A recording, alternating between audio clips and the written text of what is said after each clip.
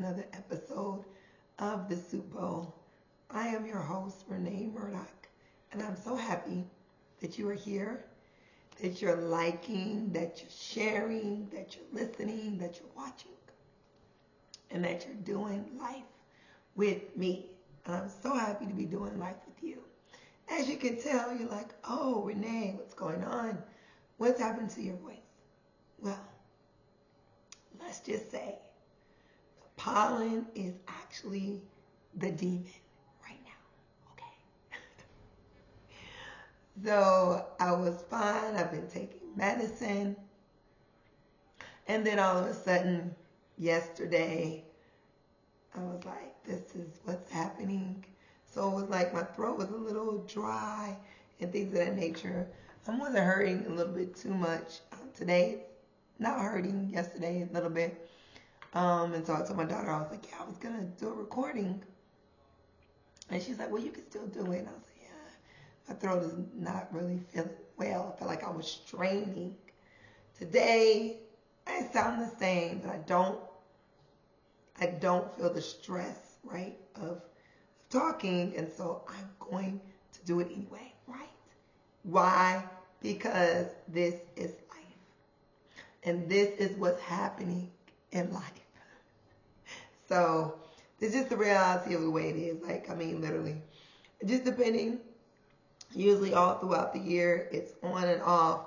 This is what happens. Look, this is where we at. This is life, right? So again, thank you for being here. So this is part 2. Right, when we're talking about these things that will help us. Again, I saw this on, I believe it was LinkedIn, and these are the things that will help us as we, go through our lives, save us some little, angst or whatever, and how we're feeling about situations, us, or people, and things of that nature. So, to be honest with you, I don't remember where we left off at, but we're going to get into it anyway. And today as well, I have my cup. And inside of here is ginger and Terramex. Yes. And it just hits right here. It just hits right here. So wonderful. And I took some medicine too, so I'm like, oh, I did take some medicine. So hopefully back in the game. But anyway, I don't remember where we left off at, but I am going to start from where we were. I'm not going to really go into them. And hopefully my memory will help, right? Or I could have watched the video and seen where I ended up last. I just decided not to do it. So here we go. So not told equals don't ask, right? Late invites equals decline. You want to tell me at the last minute? I ain't got time. Not invited? Don't go. Do not try to insert yourself into a situation, into an environment that you wasn't even invited to go with anyway. Because you're going to go and you're going to be feeling some type of way, and then you're going to say something or do something that you're going to regret, or, so don't do it. Left out of the plans, move on. There was a reason why you weren't included.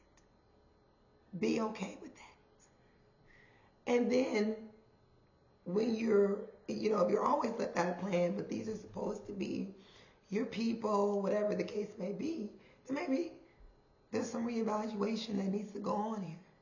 Maybe they're not your people like you thought they were. And again, that is okay. All of this is giving you information when it comes to your relationships. That's all I'm going to say. It's giving you information. That's it. You ain't got to feel no type of way. It's giving you information so you can make decisions that you need to make that is best for you. Okay. All right. Always initiating. Step back. I think I said in the last podcast that I was the person, initiating, right? But I was the person in our family, among our siblings, that would be the one to call and to check on them and see what's going on in their life. And initially I was in the armed forces, so I was overseas a lot. And so it kind of made sense, right? Because during this time, we didn't have like the cell phone plans that we have now and things of that nature. So I was the one that was calling because it was just more economical for me to call versus them to call me, and the time difference and things of that nature, and then me being away and whatever. So it was just easier, right? So that was understandable. But once I came back to the States, I think that was just my job, right? That just became my role. And so I didn't want it to be my role anymore. So, and I just in a lot of relationships, it was like that, right? Like, And then when you decide that you don't want it to be your role anymore, the dynamics change, right? So if you're a person that's reaching out a lot and initiating those conversations, and then you decide, yeah, I'm not reaching out, I'm not going to initiate, I'm going to see whatever. I had to be able to be okay with whatever that was going to look like. So if I didn't hear from you in a week, 2 weeks, 3 weeks, 4 weeks, 5 weeks, 2 months, I had to be okay with that. Be okay with it, right? And then eventually have a conversation if I felt like the relationship was important or whatever the case may be. But again, sometimes it's just, it just lies where it lies at. Excuse me. Feeling used, set the boundaries. We all need boundaries in our life. No matter if it's our spouse, no matter if it's our children, no matter if it's our friends, our parents, we need boundaries. Our co-workers, our supervisors, whatever. We have to set boundaries in our life. And I believe because we're teaching people how to treat us. If I don't have any boundaries, then of course people will feel like they can do or say whatever they want to. Majority of the time, especially during the work week, I'm not answering no email. I'm not answering your email. I'm not answering the text messages. I'm not even picking up the phone. If you calling after 9 o'clock, that's just one of my boundaries. It just is. Because if I pick it up, then it'll get later, and it'll get later, and it'll get later. Now, if I'm working on a project, and me or you are already in conversation, and it happens to go over that, or I'm like, hey, hold on, let me do this, whatever, let me call you back, I'll text you, whatever. And I'm already stating right then and there what those boundaries are, what we're going to do, how we're going to finish this, even with the time frame that's already there. I'm already setting those boundaries. For the most part, I'm not messing around with you unless you're in my household at 9 o'clock. And then people in my household, I'm not messing around with them 9:30, 10 o'clock. I'm just not.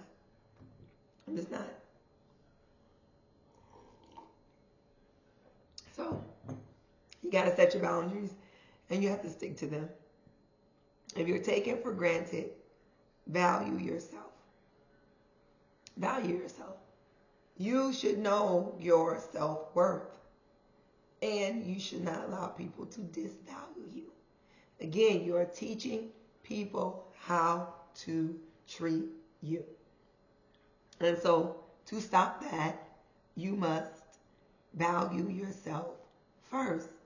No, you're not going to talk to me like that. You're not going to do that to me. I'm not going to allow that, right? So if you allow someone to always yell at you, call you out your name, whatever, they're going to continue to do it and think that it's okay. And the people around you that hear it, see it, experience it, then they might even start behaving or whatever in that way. It's like someone calling you the wrong name. They're pronouncing your name wrong. Well, if you don't correct it, guess what? Other people that hear it are going to begin to say that same name the same way because they think that that's the right way to do it. And so they're going to do that. So, yeah, I would just, be mindful. All right, so the next one, I don't think we did this one, so Ignored messages. Stop reaching out. Oh, this is really good. Ignored messages. Stop reaching out. You're sending messages. You're calling. You're leaving voicemails. You're sending text messages. You're sending IMs. You're in Messenger. You're in the DMs. You're doing all of these things. And there's no response. It's crickets on the other end. Stop. Why are you chasing something that's not there? Maybe it used to be there, right? But it's no longer there, and that's okay. It's okay. I remember once I had to ask somebody, I talked to them, and I was like, hey, what's going on with you? Is it me or is it you? Did I do something? Did I say something? What is it? Because, again, sometimes people might be in a certain space or a place in their life where they want to, be alone or, try to figure things out themselves and don't want to share, and if they feel like if they do pick up the phone, then they'll, start talking about what they're going through, and they really don't want anybody to know, and things of that nature, right? And that's okay. But at the same time, again, we weren't meant to do life together. There's sometimes people do get in that space. And for me, it's like, hey, just tell the people that you are in relationship with, people that you rock with, that you are communicating with on a regular basis. Hey, I'm just taking some time for myself, right? And this is what that looks like. So, or, I'm going to be out of pocket, right, for 2 weeks. And so people know that, right? And so, or I'm traveling overseas and whatever. So I know we're not really communicating, so to speak, unless you're reaching out on your end, because again, it's a time difference. So I think this goes in two ways, right? If you're the person on the other end that doesn't want to communicate, then say, I don't want to communicate right now. Just need time by myself. And then if you're the person that's not, whatever, then, and it's someone else that you're always in communication with, then yeah, just ask a question. If you don't get a response to that question, then stop. Stop. Don't cause yourself any anxiety, heartache, whatever. Is it disappointing that when you're reaching out and people have blocked you, when people have not answered your messages back? Yes, it is. It is disappointing. But also, you know where that person is at. And one of those things is that they're immature.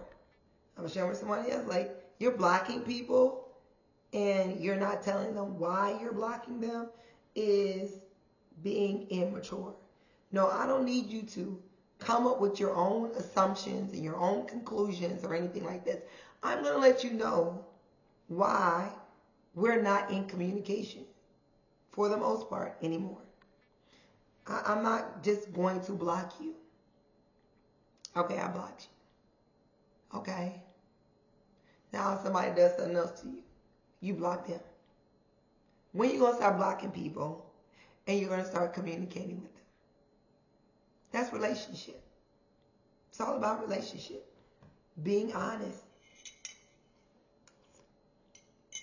with one another. I already need to warm this up already. But you need that in your life. You need it in your life. All right. Constantly explaining. Stop justifying. If every time you turn around and you have to continuously keep explaining why you're doing what you're doing, why you're with who you are, then, stop explaining what it is that you're doing. I've told you once, and I've told you twice. That's it. You either accept what it is that I'm doing, or peace. It's okay. You ain't got to rock with me. You ain't got to be with me. You don't have to agree with me. You don't have to like the person that I'm with. This is my life and my choices. I'm not going to have to keep explaining to you over and over again why I am moving the way I'm moving. You know, I know some people that they're in relationships that I can see that it's not healthy. It's not healthy. I have expressed that, right, to these individuals. And I'm not going to keep expressing that to them because I've already done it. And they already know where I stand at. If my stance changes, then I can go back and say, but again, it's not my life. It is their life. And I have to accept that this is their choice. Now, will I enable their choice? No, I will not. Meaning I'm not rocking with you if you're doing something illegal. I'm not rocking with you if you're doing something that is abusive to the other person, to children, to yourself. I'm not. I'm going to report you. Yes, I said it probably sound like a whisper because of my voice, but I'm going to report you. I'm going to report you. Okay. Make no doubt about it. I'm going to say something. Other than that, I ain't saying nothing. I ain't saying nothing because it's not my life. I don't have to live with that person. I don't have to be around these people because these are all choices. So I'm not going to keep badgering people to explain to me the choices that they are making in their life. I'm going to ask. Well, I'm going to get some dialogue. But at the end of the day, it's their choice. It's their life. That's all it is. You know, and you can, you know, be there, you know, whatever, and you know, especially if you kind of sense, and I'm going to bring up a very sensitive topic. If you sense that someone is in an abusive relationship, and a lot of times, especially when it's our family members or just real close friends too, we tend to be like, you don't want to listen, whatever, I'm out, I don't want to deal with you anymore, whatever. But there's a fine line because the abuser wants that individual to cut off contact with all parties. And so again, you don't want to be around the situation. I get that.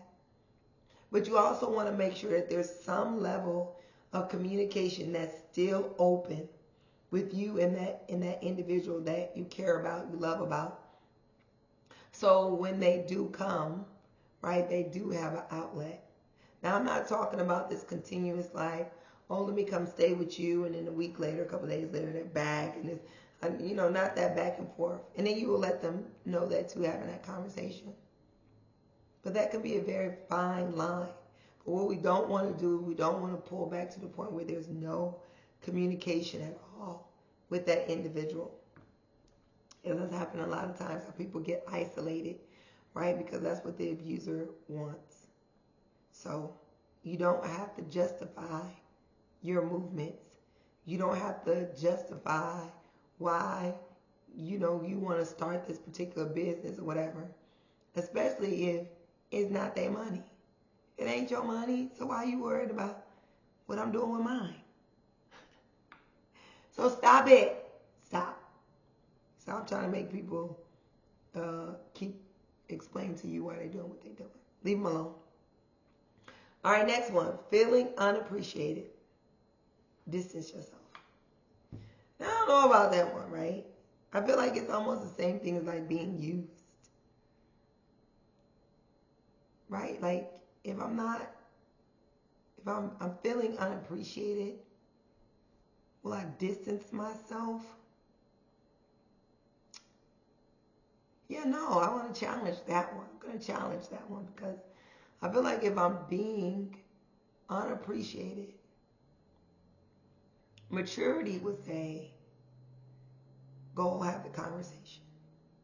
Go talk to the people and talk about how whatever it is that they may be doing or may be saying is making you feel unappreciated. Going around throwing a tantrum is not going to work. You know, because I used to do this stuff. This is funny to me. But I would go on strike at my house. And what do I mean by that? I would literally go on strike.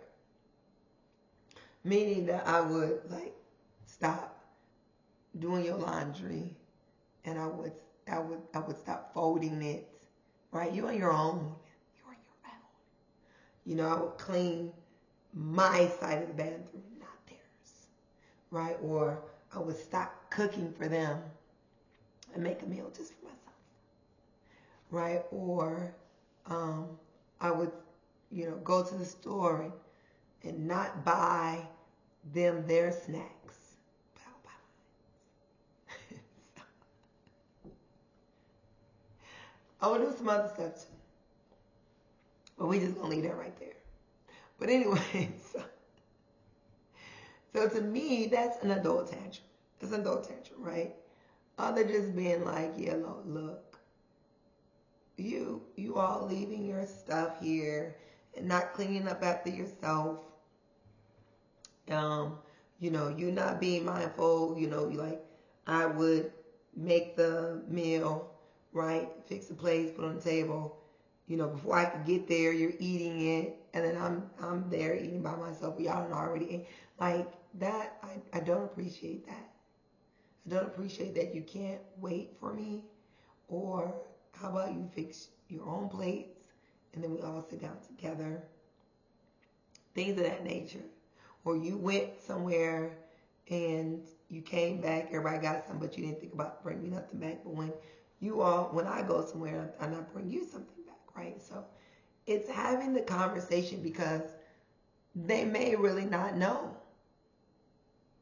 I mean, giving people the benefit of the doubt. They may not know.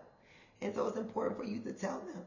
I remember I was in the service and I was at my first duty station. I had to tell my NCO, I was just like, I don't think it's fair, right? I was always, trying to make things good for everybody across the board.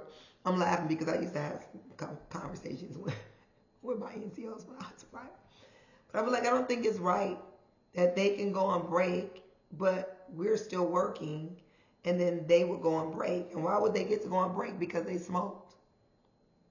Okay, so I need to become a smoker so I can go on break? No, I don't want to be a smoker. So why can't I go on break too? So they're like, you got a point, So then it would just say, okay, everybody going on break. And then everybody would just go on break, 10, 15 minutes. But it was no longer, you're on break and you keep working. No. Now, when you're in a certain situation, there is, you can rotate or whatever. But literally, I was saying something because there was no rotation thing going on. It was just them going off, taking smoke breaks. While the rest of us was still working that did not smoke. So, again,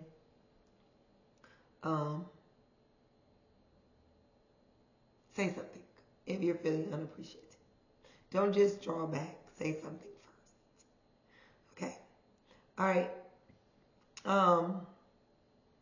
And the other thing too is, I think this goes in line to what the other thing was saying was don't chase after those who don't value you. Do not chase after people that do not value you. If our relationship is depicted upon how I'm moving and what I do, then there's no appreciation. There's no value that you see in me. I'm going to go into the particulars of a relationship between, a man and a woman, they're dating or they're married or whatever. And if you are the individual that's, always, my friend is here, you're always, doing things, making the arrangements for the dates, making the arrangements for the trips, finding the location of where you're gonna live, where you all are gonna live at. You're always making the phone calls. There's, if this is you, right, then that other person does not appreciate you. They don't value you. They don't. That's just the reality. They do not value you. Because someone that values you would be putting in effort in some of these scenarios that I just gave. I value enough that, okay, I agree, we're going to go get a place together, or we're going to go purchase a home together. I'm not going to put that on you. No, I'm going to be a part of what it is that we're going to be living in. And so I'm not going to put that, I want to spend time with you as well. I want to show you, a part of my world or the things that I like. I want to have an experience with you in this. So I'm going to plan it out. Right? So I think a lot of times, especially in marriage, you've dated, you're in marriage now, you think you don't need to do certain things anymore. That is so not true. You still need to be dating. It does not stop. Because if it does, then you almost just become roommates, existing with one another. There's no more experience, because when you're dating, you're experiencing things together. Things are happening. You can be like, remember that time when we went to such and such, and then old boy or old girl, whatever they do. Remember that time when we went and oh my gosh, and it was raining so hard, blah, blah. You're creating memories together. And that's exactly what it's about. So stop dealing with people that do not value you, that do not appreciate you. Stop chasing them down. Like, I think it's a movie out there, and I think it wasn't called Best Man. Maybe it was called Best Man in the Wedding, or maybe it was Maid of Honor. One of those. Anyway. And so she had the best friend or whatever, and they were super close, grew up together, right? And they were always whatever, and they made this pact. If they got a certain age, whatever, and they didn't, they was gonna marry one another. Boom, boom, boom. So anyway, he contacts her, like, boom, I'm getting married. She's like, what? So then she's telling her friend that's in there living in the city together what's happening, what's going on. And then she goes, and then it's just kind of like, oh my gosh, this is my person. He's my best friend. How is he going to marry this other person? And so this whole time, she has this plan of getting him to see that this is not the person that he needs to be marrying, that they should get married because they have, all this history or whatever together. So when she finally makes her move, right? The fiance sees it. She's devastated. It's like, oh my gosh, whatever. And so he's upset with her, but he's chasing the fiance down. Like, it didn't even just whatever. And she's chasing, right, her best friend, which is the guy. So her really good friend, right, and she, goes back to the stories and talk about how hurt she is, whatever. And then he says to her, well, who's chasing you?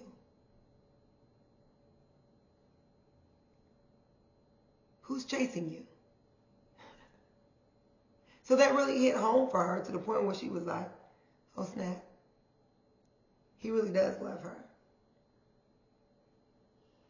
I just need to be about my business. Stop chasing what isn't there. And so I say that to say, stop chasing what isn't there.